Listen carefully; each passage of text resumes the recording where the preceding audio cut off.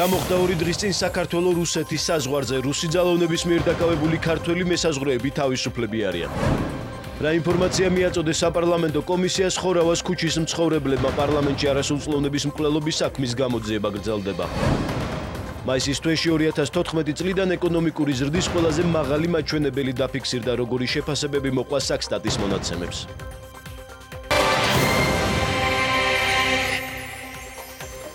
მოგესალმებით, თქვენ უყურებთ მოამბეს 18 საათზე. ქართველი მესაზღვრეები თავისუფლები არიან, შინაგან საქმეთა სამინისტროს 2 თანამშრომელი ქართულ მხარეს რუსმა ძალოვნება გადმოცეს. რა მოხდა 2 დღის წინ საქართველოს-რუსეთის საზღვარზე კონკრეტული პასუხი გამოძიების დასრულების შემდეგ გახდება ცნობილი, მანამდე კი ქართველი მესაზღვრეების დაკავებისა და გათავისუფლების დეტალებზე ლაგოდეხიდან ჟანა დიდებაშვილი გვერდება პირდაპირ ეთერში. ჟანა, გისმენთ. დიახ, ახლა ჩემი ყოფებით ლაგოდეხში დაახლოებით 2 საათის წინ სასაზღვრო დეპარტამენტის ვერტფრენით აქ ჩამოიყვანეს 2 მესაზღვრე, ის მესაზღვრეები, რომელთანაც 2 დღის წინ გაწყდა კავშირი. ისინი იმყოფებოდნენ რუსეთ-საქართველოს საზღვარზე, დავალებით რომ გაეხსნათ დროებითი საზაფხულო საგუშაგო, რა დროსაც აღმოჩნდნენ რუსეთის საზღვარზე. დღეს რუსეთის მხარემ უახლოეს საგუშაგოზე საქართველოს-რუსეთის საზღვარზე ომალოში გადმოცემა მესაზღვრეების ამ პუნქტზე და ისინი ახლა უკვე ლაგოდეხის სამმართველოში იმყოფებიან და აქ გამოკითხვაზე არიან.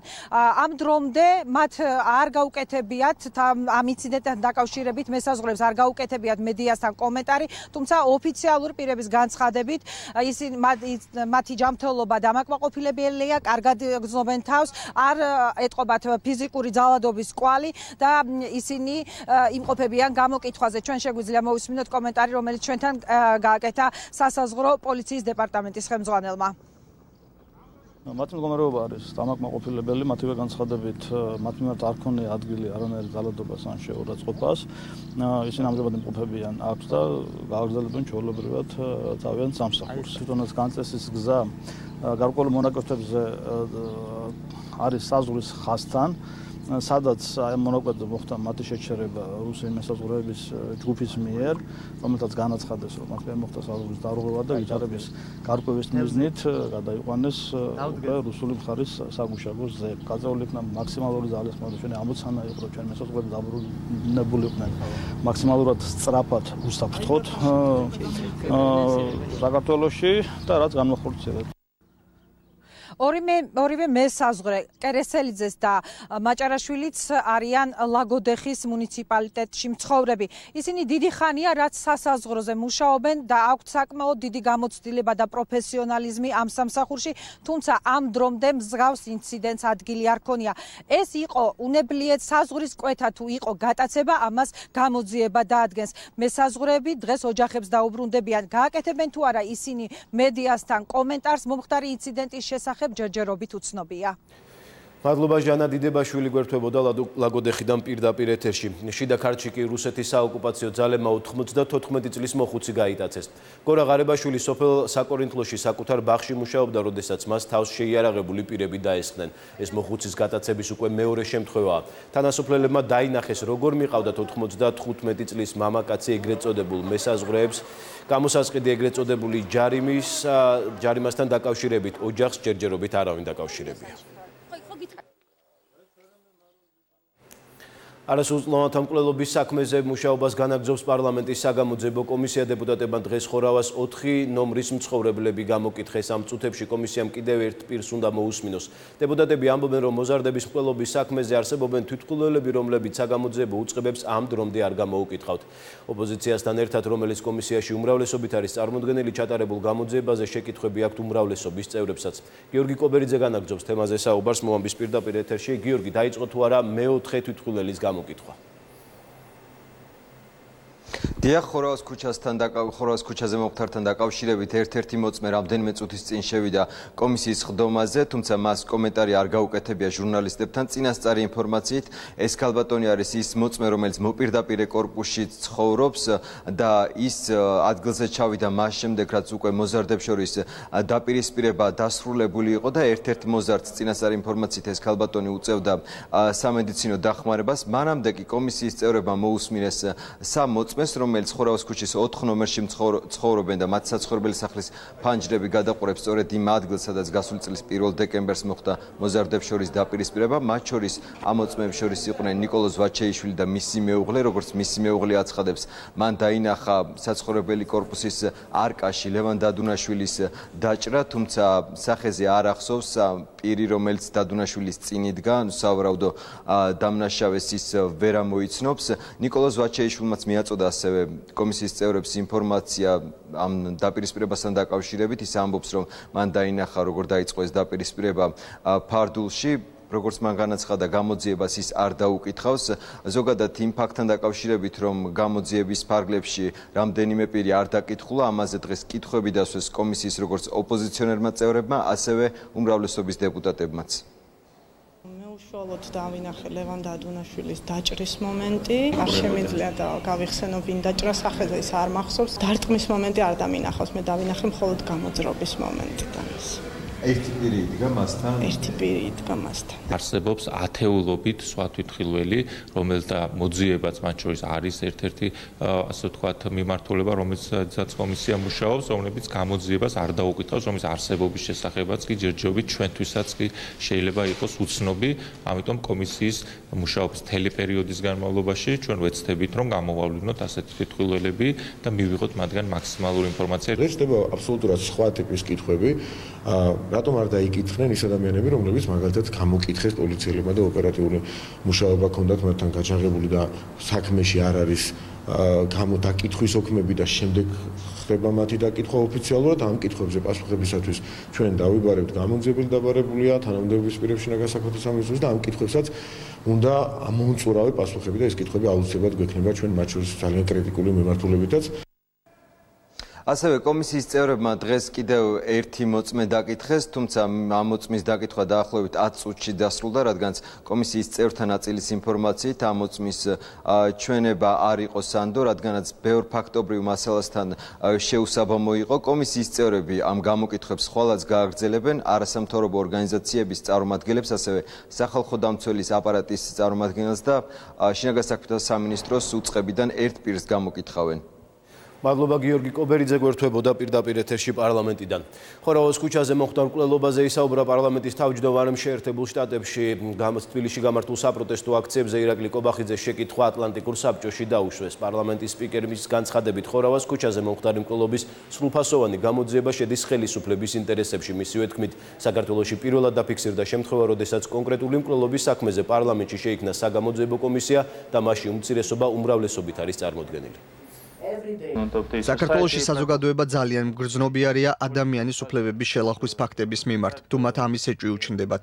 ეს ძალიან კარგია, ჩვენ ვაფასებთ ამას, ვაფასებთ ხალხის ასეთ მაღალ მგრძნობელობას ამ საკითხისადმი. ჩვენ აქციების ფონზე შევქმნით საპარლამენტო საგამოძიებო კომისია, რომელიც ამ საქმეს განიხილავს. ასეთი რამ პირველად მოხდა, როცა კონკრეტული მკვლელობის საქმეზე პარლამენტში საგამოძიებო კომისია იქმნება და ამ კომისიაში ოპოზიციაა წარმოდგენილი. ამით კიდევ ერთხელ ვადასტურებთ, რომ არაფერი გვაქვს მთავრობას დასამალი, არამედ პირიქით, ხორავას ქუჩაზე მომხდარი მკვლელობის გამოძიება ჩვენ ინტერესებში შედის. ხორავოს ქუჩაზე მომხდარი მკვლელობის საქმეზე ბრალდების მოწმეები დაიკითხნენ დღეს სასამართლოში დანაშაულის დაფარვის ეპიზოდზე. საუბარია 5 დეკემბერს დაკავებულ პირებზე. კონფლიქტში მონაწილე ერთ-ერთი მოზარდის მამა თენგიზ კალანდია და მისი ორი მეგობარი ამ დრომდე პატიმრობაში რჩებიან. ბრალდებულია ასევე თენგიზ კალანდიას ერთ-ერთი შვილი, თუმცა ის 21 წელს მიღწეული არ არის და მის მიმართ საპატიმრო ღონისძიება არ არის გამოყენებული, რაც შეეხება მოზარდს, რომელიც 1 დეკემბერს კონფლიქტში მონაწილეობდა და მკვლელობის ერთ-ერთი მთავარი მოწმე ამისი საქმე ცალკე წარმოებად გამოიყო. გამოძიების ინფორმაციით აღნიშნულ პირებს 1 დეკემბერს მომხდარ მკვლელობაზე ჰქონდათ ინფორმაცია და მათ არ ითანამშრომლეს სამართალდამცავ უწყებებთან.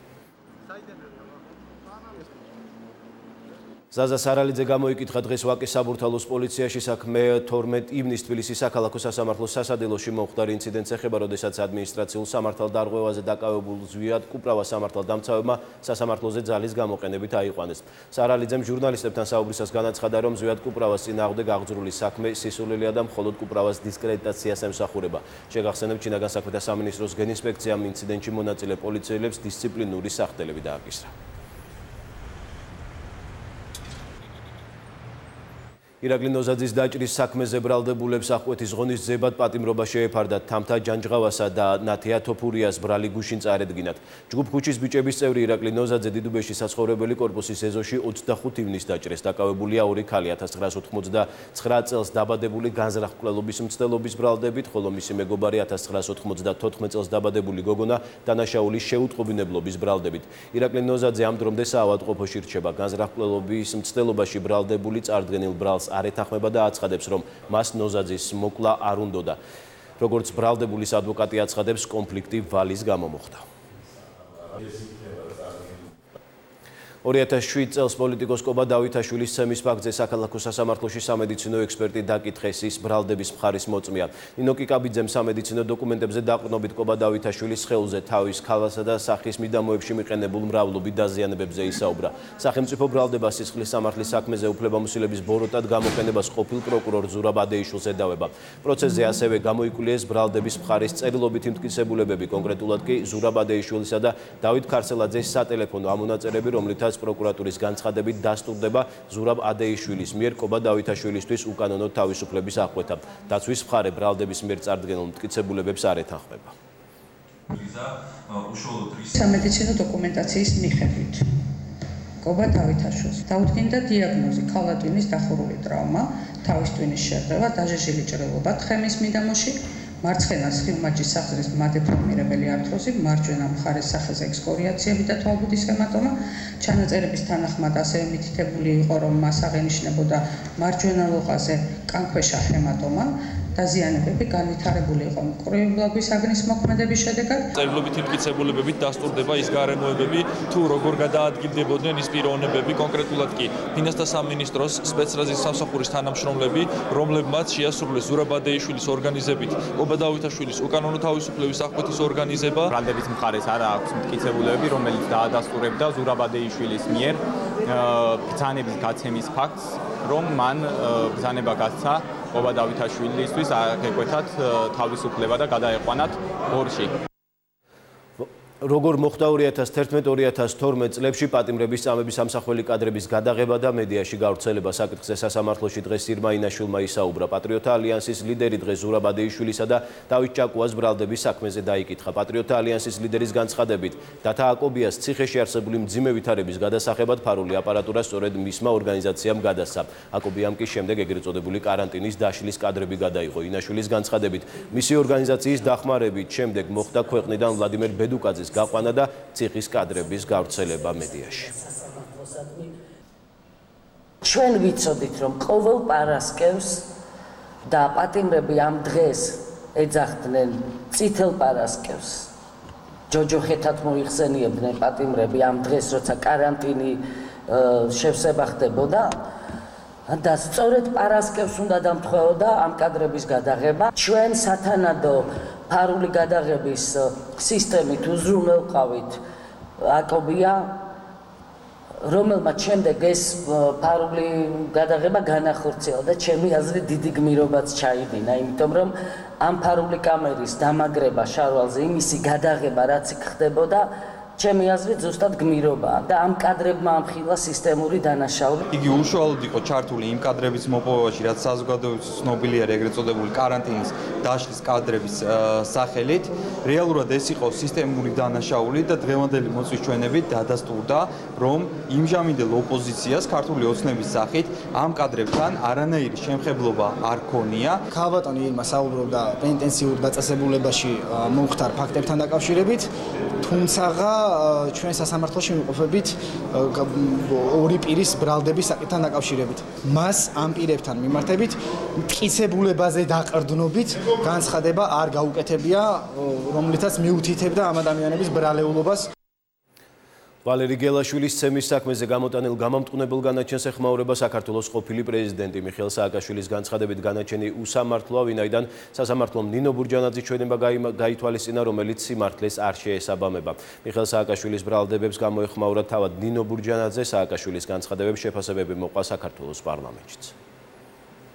ერთი წამით დაუშვით, რომ მართლაც გავეცი ასეთი განკარგულება, რაც არის სრული სისულელი და აბსურდი.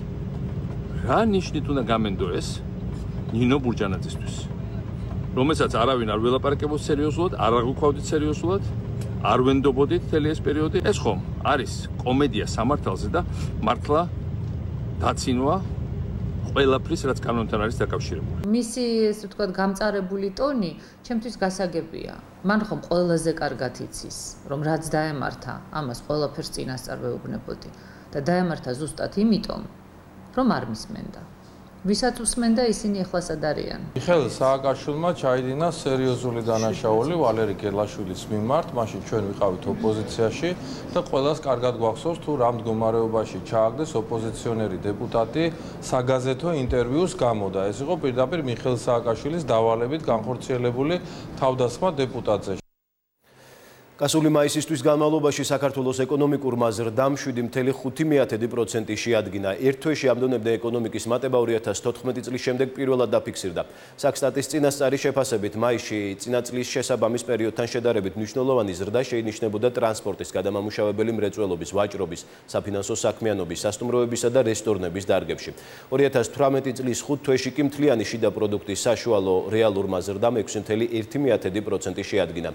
საკითხს დღეს პრემიერ-მინისტრი გამოეხმაურა მამუკა ბახტაძის შეფასებით ეკონომიკის ზრდა მთავრობის სწორი პოლიტიკის დამსახურება. ასეთი მაჩვენებელი არის იმის ნათელი დადასტურება, რომ მთავრობა ატარებს სწორ ეკონომიკურ პოლიტიკას. ეს არის იმის დადასტურება, რომ ის რეფორმები, რომელიც ჩვენ განვახორციელებთ და რომელიც ჩვენ დავაანონსეთ, ქმნის ისეთ გარემოს, სადაც ეკონომიკური ზრდის ტემპები იქნება აუცილებლად დაჩქარებული. ეკონომიკური ზრდა უნდა იყოს ინკლუზიური, რაც გულისხმობს მის მეტადასახვას მოსახლეობის ფართო ფენებზე. ასეთი შეფასებები კეთდება ეკონომიკური ზრდის დღეს გამოქვეყნებულ სტატისტიკაზე. მაისში დაფიქსირებული მაღალი ეკონომიკური ზრდა შეაფასა საერთაშორისო სავალუტო ფონდის წარმომადგენელმაც. ფონდმა საქართველოსთვის მიმდინარე წლის პროგნოზიც გააუმჯობესა.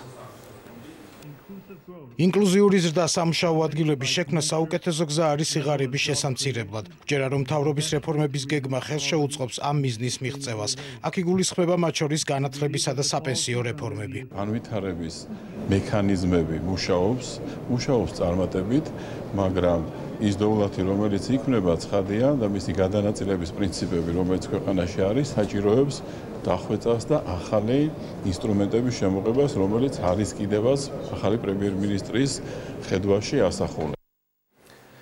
3.9%-მდე ბიუროკრატიული ხარჯის შემცირებით 2 წლის განმავლობაში მთავრობა 250 მილიონ ლარამდე დაზოგვას პროგნოზირებს. მცირე მთავრობის კონცეფციაზე პრემიერ-მინისტრმა მთავრობის ხდომის დაწყებამდე ისაუბრა. მამუკა ბახტაძის განცხადებით, კონცეფციის მთავარი პრინციპია, რომ ეკონომიკისა და გადასახადების გადამხდელებს სახელმწიფოს ბიუროკრატიის შენახვა იმაზე ნაკლები უჯდებოდეთ, ვიდრე დღეს.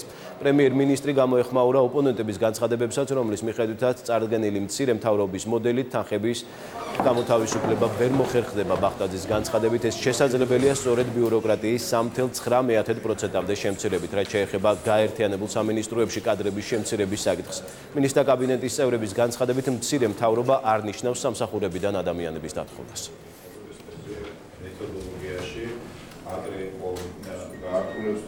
ჩვენ მნიშვნელოვნად ვამცირებთ ზოგადად სახელმწიფოს ზომას ეკონომიკაში. ჩვენ საუბრობთ მთლიანად ზოგადად სახელმწიფოს ბიუროკრატიაზე, როგორც აქ იგულისხმებიან როგორც სამინისტროები, ასევე სიპები, აიპები, სხვადასხვა სახელმწიფო ორგანიზაციები, რომლებიც ადგილობრივ დონეზე მუშაობენ ზოგადად.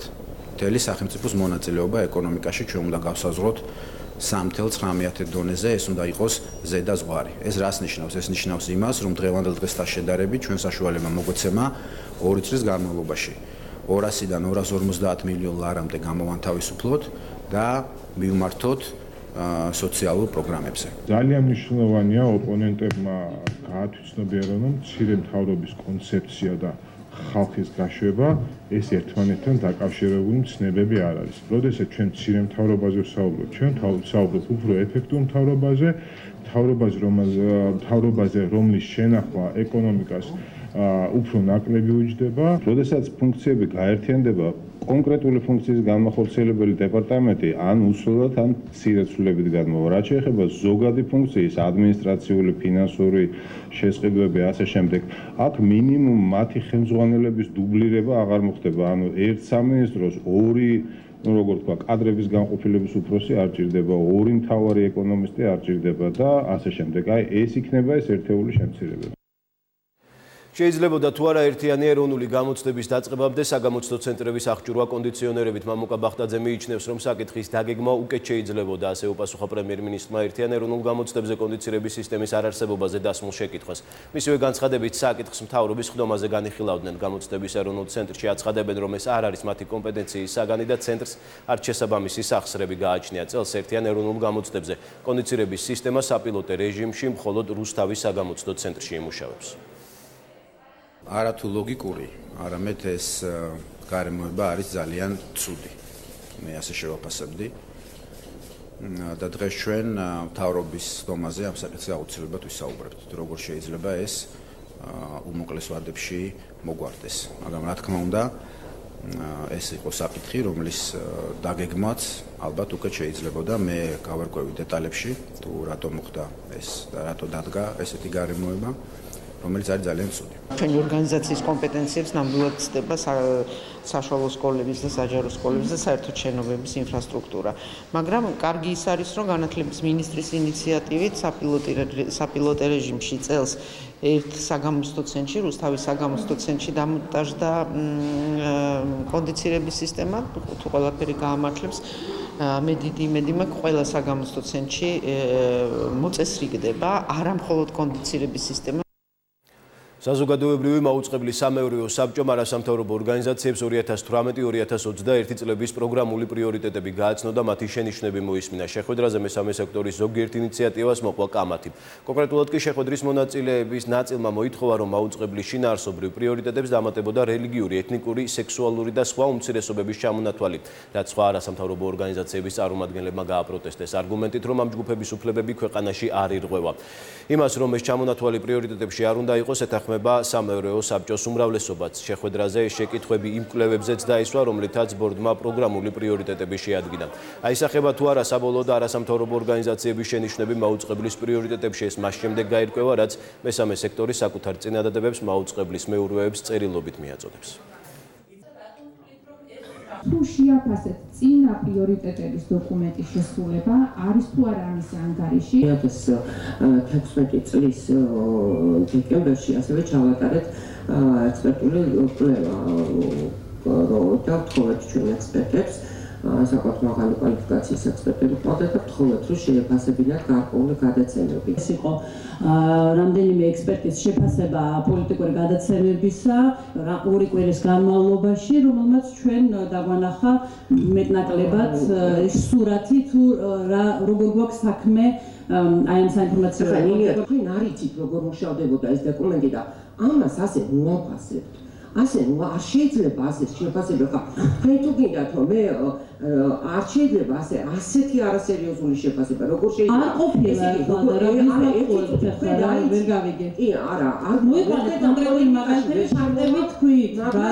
თქვენ გინდათ აქ თავი მოვაწონოთ ვიღაცებს. კარგი იქნებოდა ადამიანის უფლებების ნაწილს, როდესაც საუბარი არის თუ რას გააშუქებს და რომელი უფლებები იქნება პრიორიტეტული, რომ ყოფილიყო კონკრეტული ჩამონათვალი. მაგალითად, რელიგიური, ეთნიკური უმცირესობები, მიგრანტები და ეს პრობლემა ნეოფაშისტური. ბატონო? ეს ბოდია. ვინ ეს ამბობს? შეურაცხყოფა საკუთარი. მაცალეთ და მოარჩეთ ეგრე ქვეყანას, რომ არავინ არ ჩადრას. თუ შეიძლება წარმოადგენთ პატივეცით საკუთარ თავს ძალიან გთხოვთ, მე შეურაცხყოფას ვამბობ. ვინ არის ხედავ საკუთარ ქვეყანაზე ცით პატივი არავინ არ ჩადრას. ბატონო იაკობაშვილმა განაცხადა, რომ ლგბტ ჯგუფის სახელით საუბრობენ არასამთავრობო ორგანიზაციები და თვითონ ლგბტ თემის წარმომადგენლები არ ამბობენ ამას. ბატონო გია, მოგახსენებთ რომ მე ვარ ლგბტ თემის წარმომადგენელი და ვამბობ ამას. ეს ხონა რომ 30 წლის წინ დავასრულეთ ძალიან აი აღორძინა გასაგებია. ატომმაშინა საუბარ და ყველა თანხდება, ყველა. თქვენ ხართ არასერიოზულები და არჩევნები ყველანი ამ თემაზე. სასერიოზო საუბრობენ ერთი წამი. მანდ ლგბტ ადამიანს ესაუბრებს. თქვენ და საიდან იცით რომ ლგბტ ადამიანები არ საუბრობენ იგივე სადაც ჩვენ ვსაუბრობთ. მე ჩამონათვალში იყო წარმოდგენილი უმცირესობის უმრავლესობა. მე გადავწყვეტე. ყოფილიყო ძალიან უმცირესობა. რატო ლგბ-ს და წ-ს გარდა კიდე ბევრი არის. და რატო არ არის თლიან ჩამოთვლილი ყველა თლიან? კი ბატონო, ნუდისტები, სვინგერები, ბაიკერები, კანტები. დიახ, ხოთე მაგას ვამბობ რა. მე მიმაჩნია რომ თქვენ საქართველოს მთავრობა სრულად აკმაყოფილებს ტრაფიკინგის აღმოფხრის მინიმალურ სტანდარტს. ამის შესახებ შეერთებული შტატების სახელმწიფო დეპარტამენტის ყოველწლიურ ანგარიშში აღნიშნული დოკუმენტის მიხედვით, საანგარიშო პერიოდში საქართველოს მთავრობამ სერიოზული და მდგრადი ძალისხმევა გაწია, გამოავლინა ტრაფიკინგის მეტი მსხვერპლი და მათი ზრუნვის ფართო პროგრამების შესთავაზა. ამასთან ანგარიშის ავტორები აღნიშნავენ, რომ საქართველოში ჯერ კიდევ პრობლემად რჩება ქუჩაში მცხოვრები ბავშვების იდენტიფიცირება. შეერთებული შტატების სახელმწიფო დეპარტამენტის ანგარიში დღეს თბილისში შეაფასეს. ზოგადად ანგარიში წერია, რა თქმა უნდა, გამოწვევების შესახებაც, თუმცა გამოწვევები არის ყველა ქვეყნის მიმართ და რეკომენდაციები არის ყველა ქვეყნის მიმართ, ეს ბუნებრივი პროცესი არის, მაგრამ წელს განსხვავებით წინა წლებიდან ჩვენ პირველად აღმოჩნდით, ასე ვთქვათ, საუკეთესო პრაქტიკის მქონე ქვეყნებს შორის. განსაკუთრებით უნდა აღინიშნოს, რომ საქართველოს მოხვდა იმ 39 მეწინავე სახელმწიფოს ჩამონათვალში, რომელთა ადგილი განეკუთვნება პირველ კალათას.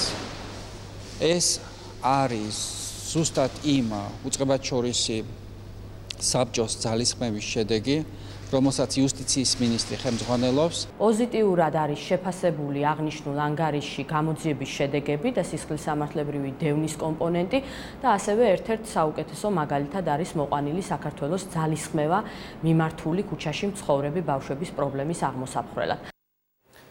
თბილისში მოქმედი გარე კაფეების მეპატრონეები მათი მუშაობის პროცესთან დაკავშირებით არსებულ პრობლემებზე საუბრობენ. ობიექტების მფლობელების თქმით, პრობლემები მათ ბოლო პერიოდში მერიის ზედამხედველობის სამსახურის თანამშრომლების მხრიდან ექნებათ.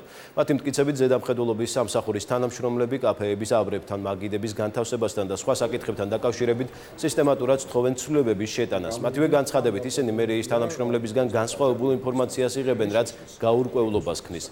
საკითხთან დაკავშირებით ობიექტების მფლობელები საკრებულოს ფრაქცია ევროპული საქართველოს თავმჯდომარის გიორგი გაბაშვილს შეხვდნენ. განმარტებას აკეთებს დედაქალაქის მერიის ზედამხედველობის სამსახურის ხელმძღვანელი გიორგი ბაგრატიონის განცხადებით. გარე კაფეების მეპატრონეებს გონივრულ ვადაში ევალებათ დოკუმენტაციისა და იმ ესკიზების წარდგენა, რის განთავსებასაც ისინი იჯარით აღებულ ტერიტორიაზე გეგმავენ.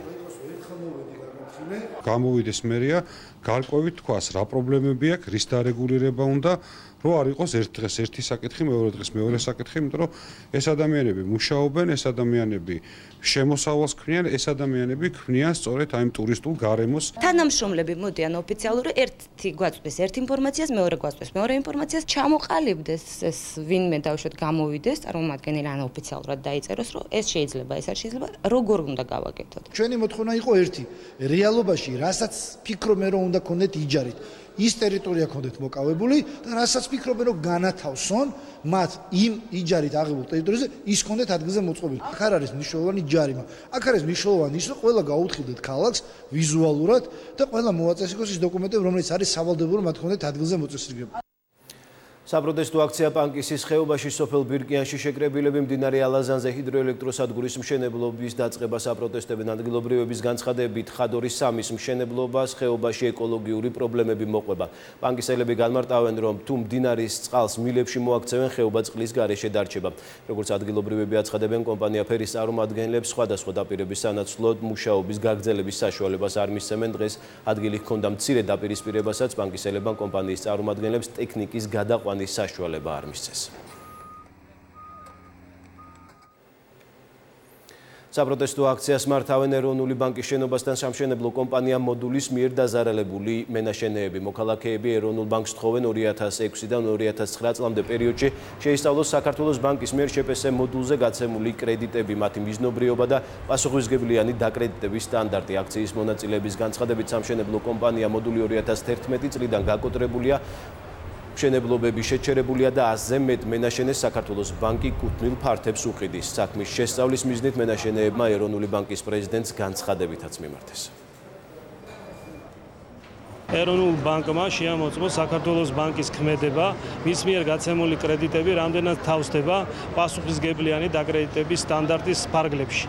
რამდენადაც მიგვაჩნია, რომ საქართველოს ბანკის მიერ რამდენიმეჯერ გაცემული სესხი სულად უპასუხისმგებლოდ, როგორც მევახშეს მიერ ისე იყო გაცემული, არ უყურებდა შენდებოდა თუ არა შენობები, იფლანგებოდა ეს ფული.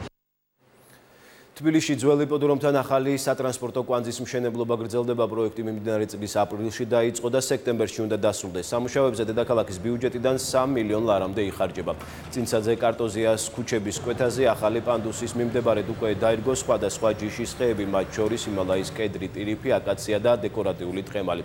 პროექტის მიმდინარეობას დღეს თბილისის მერი ადგილზე გაეცნო.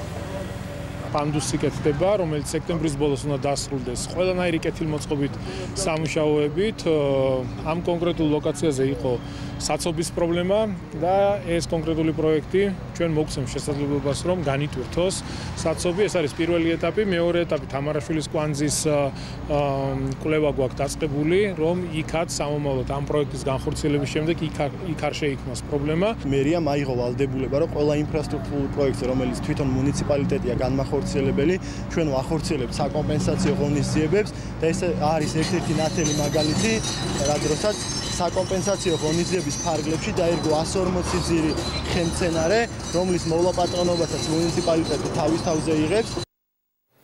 გამოშვების ბოლოს ერთი საქველმოქმედო განცხადება 4 წლის ანასტასიას დახმარება სჭირდება. ექიმებმა მას ჰემორაგიული ვასკულიტი დაუდგინეს.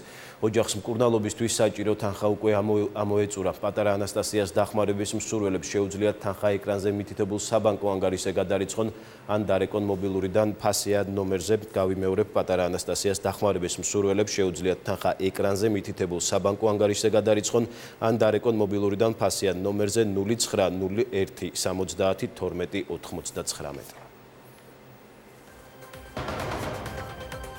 მომეთ 18 საათზე დღეს ამით დასრულებულია ყველა სიახლე. შვიდენაზე გაეცანით ერთი ტივიჯიზე. მადლობთ რომ გიყვართ.